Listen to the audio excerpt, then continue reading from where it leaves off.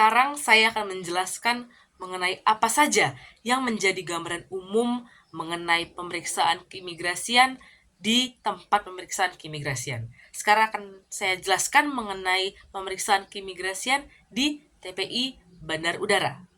Jadi, pemeriksaan keimigrasian pada umumnya bertujuan untuk pelayanan publik, serta di dalamnya terdapat unsur pelayanan administratif di bidang keimigrasian dan juga pelayanan jasa penegakan hukum dan keamanan negara untuk orang-orang yang hendak keluar atau masuk dari wilayah Republik Indonesia lewat TPI.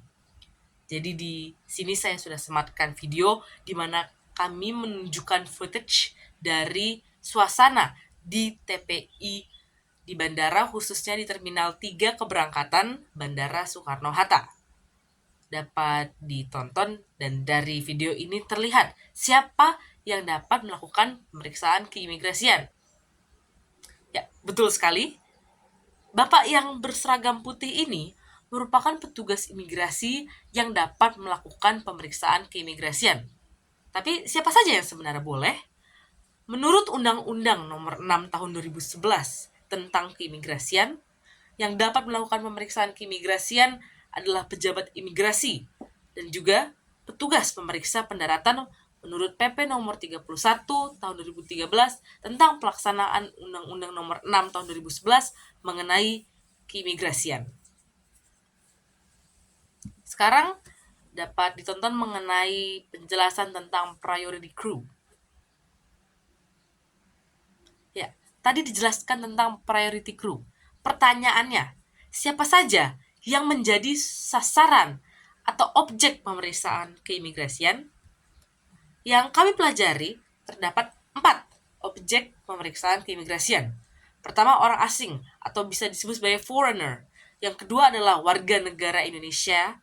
Dan ketiga adalah anak berkewarganegaraan ganda atau anak berkewarganegaraan ganda terbatas. Dan keempat, kru, baik priority maupun yang bukan. Karena kru pada definisinya adalah semua yang masuk dalam alat angkut. Dan di bandara, alat angkutnya adalah apa? Ya, betul. Alat angkutnya adalah pesawat terbang. Jadi, di video ini bisa dilihat masing-masing objek keimigrasian, saya ulangi, objek pemeriksaan keimigrasian memiliki bilik tersendiri yang agar dapat mempermudah proses pemeriksaan tersebut. Di video ada bilik kru, local atau khusus WNI, foreigner atau khusus orang asing, dan juga visa on arrival yang ada hanya di bagian kedatangan dan juga diplomat. Jadi berbicara mengenai masing-masing objek pemeriksaan keimigrasian, kami Taruna Pertama sempat menghadiri acara Japura di mana kami melihat situasi real dari pemeriksaan keimigrasian di baik terminal kedatangan dan juga keberangkatan di Bandar Udara Soekarno-Hatta. Dan persis seperti yang ditunjukkan di video, kami mendatangi Terminal 3. Mengenai pemeriksaan keimigrasian di bilik pemeriksaan, pihak imigrasi telah menerapkan inovasi baru sesuai dengan ketentuan internasional di mana gerbang otomatis alias autogate terdapat pada bandar-bandar udara yang besar. Dan di Soekarno-Hatta terdapat bilik autogate yang digunakan untuk mempermudah proses pemeriksaan. Dari definisinya sendiri, autogate itu berarti tidak ada petugas yang hadir secara langsung, namun semua sudah berdasarkan mesin. Sesuai dengan pengalaman kami selama Lajapura pada bulan Juni yang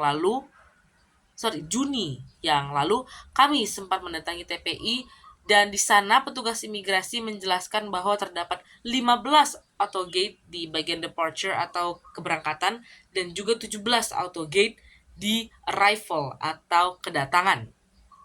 Mereka juga sempat menjelaskan bahwa di TPI Suta terdapat 4 tim, di mana satu tim beranggotakan kurang lebih 30 orang dan mereka perbedaan di antara tim-tim tersebut bukan ada perbedaan spesifik dalam tugas, namun hanya shift yang berbeda-beda. Karena tentu TPI Bandara Soekarno-Hatta bekerja selama 24 jam, dari pagi hingga pagi dan malam hingga malam, karena tetap perlintasan itu memang dilalui setiap saat.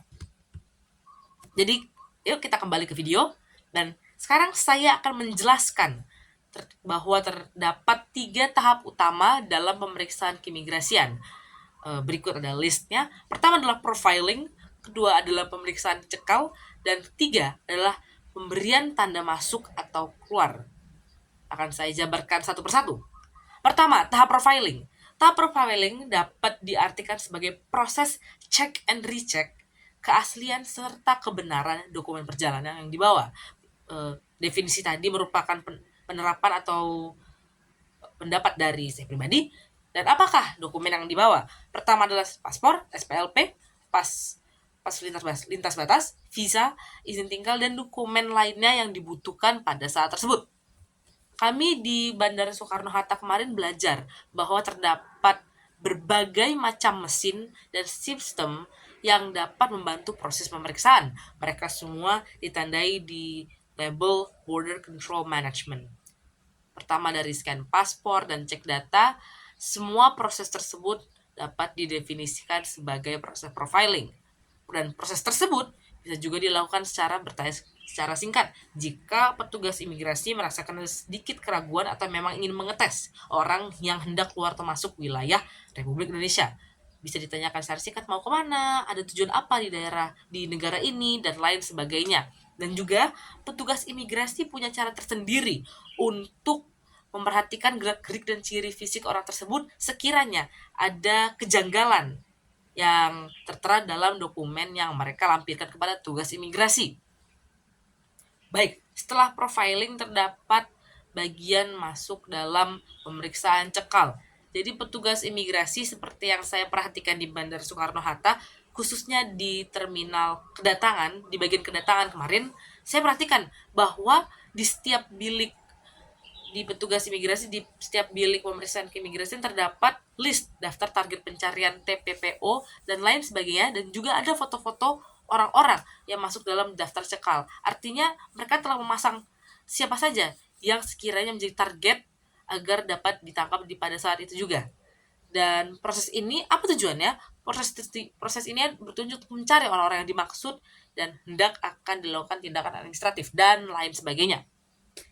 Dan setelah 2 proses utama itu, proses yang terakhir adalah jika petugas imigrasi menganggap sudah sah dan sudah layak untuk masuk atau keluar wilayah Republik Indonesia, maka orang tersebut akan diberikan cap atau sekarang stiker tanda masuk atau keluar.